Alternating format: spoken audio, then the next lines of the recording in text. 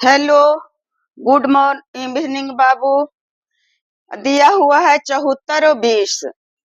अरे कोई मेरे ही बच्चे बताए थे कि अभाज्य गुणनखंड अगर बड़ी संख्या रहेगा तो कैसे हम जानेंगे कि कौन संख्या भाज्य है और कौन संख्या अभाज्य है। तो यहाँ देखो बाबू, 74 और 20 है। तो 74 और 20 है तो इसे पहले नंबर देखेंगे कि कौन कौन संख्या से ही कट रहा है। तो इसका क्या करेंगे,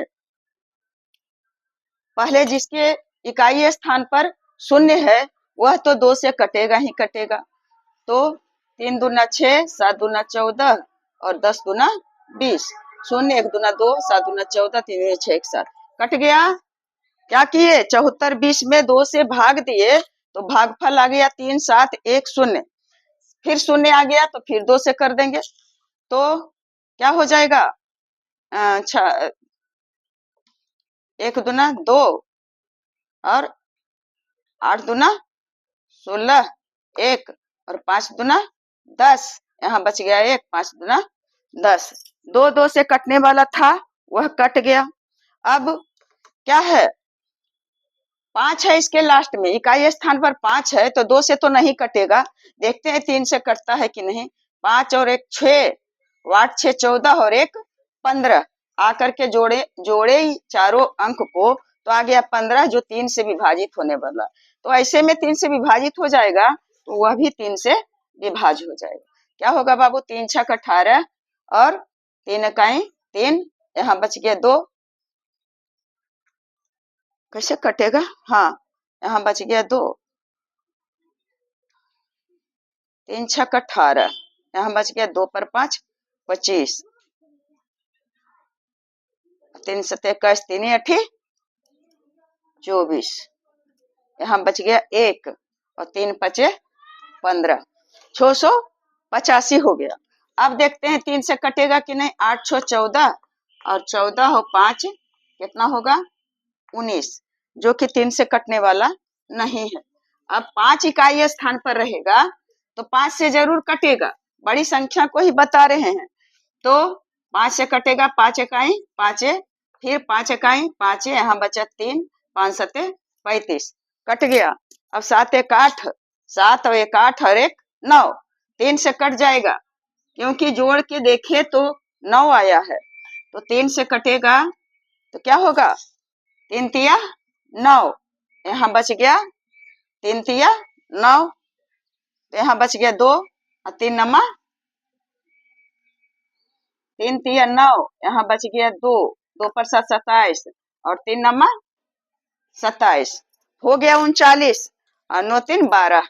फिर आ गया 3 से कटेगा तो 13 39। अब 13 अभाज्य संख्या है वह कटने वाला नहीं है। 2 2 3 5 3 5 3 फिर 3 और फिर 13। इसका मतलब क्या हुआ, यह संख्या जो है इतना अभाज्य गुणनखंड और इसका कौन कौन होगा, ये क्या चीज, अपवर्तक या गुणनखंड। तो यहाँ लिख देते हैं अपवर्तक। अपवर्तक यानी इसका गुणनखंड, यह तो है अभाज्य गुणनखंड और इसका सिर्फ गुणनखंड यानी 1 से कटेगा ही कटेगा।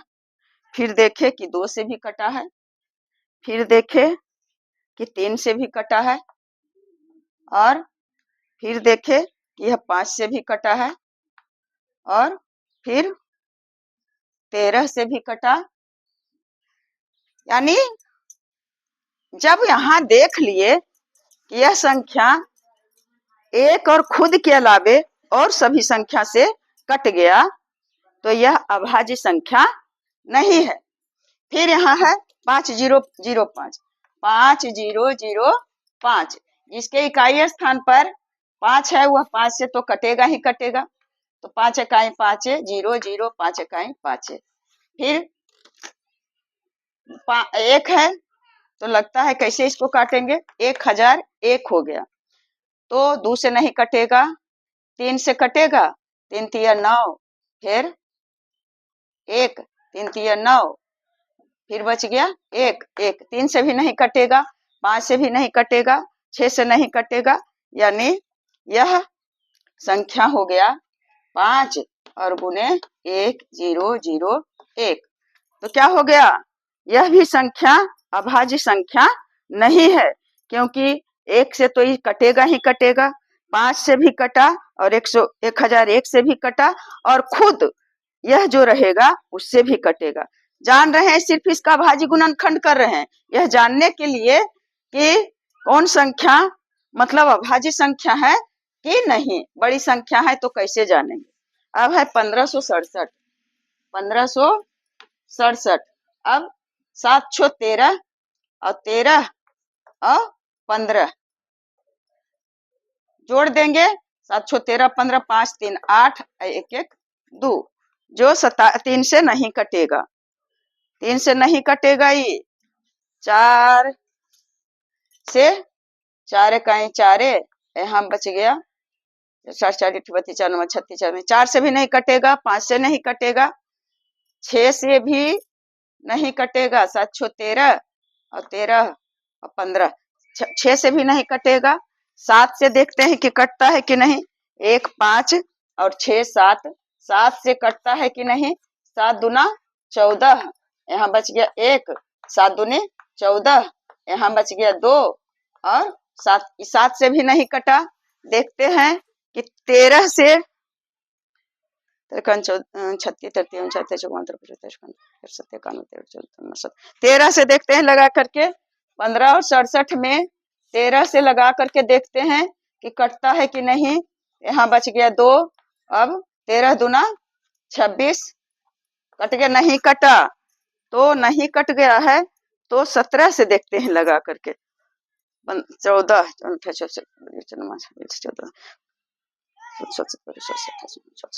17 से देखते हैं लगा करके, 1 5 6 7 में 70 7 19 16 36 70 नमा 53 से 153, और 6 में से 3 गया 3, कट गया 37, नहीं कटेगा, नहीं कोई से कटा, तो यह संख्या इस क्या किससे कटा, 1 से और खुद से, 1 5 6 7, यानी अर्थात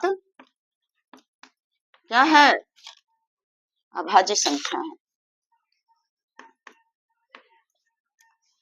संख्या है, कर दिए। उसके बाद 1 4 1 4 1 4 4 1, तो 4 1 5 5 4 9 9 1 10, नहीं कटेगा। फिर देखते हैं 3 से नहीं कटेगा, 4 से 5 से 6 से 7 से, 7 दूना 14, फिर नहीं कटेगा। फिर देखते हैं 13 से 1 बार 13, यहाँ बच गया 1, नहीं कटा। अब 17 से देखते हैं काट करके, 1 4 4 1, 17 से देखते हैं काट करके, तो 17 7 19 से 17 8 36 से,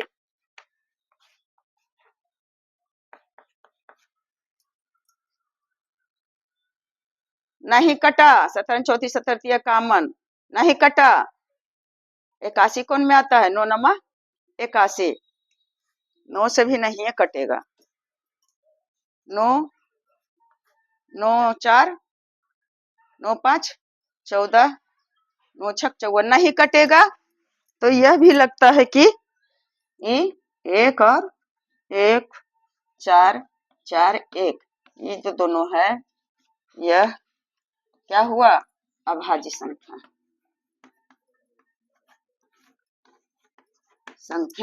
है। तो क्या हुआ बाबू, इतना से समझ गए कि यह अभाज्य संख्या है। जो कटा ही नहीं तो उसको समझेंगे ना अभाज्य संख्या, और जो कट गया वह है भाज्य संख्या।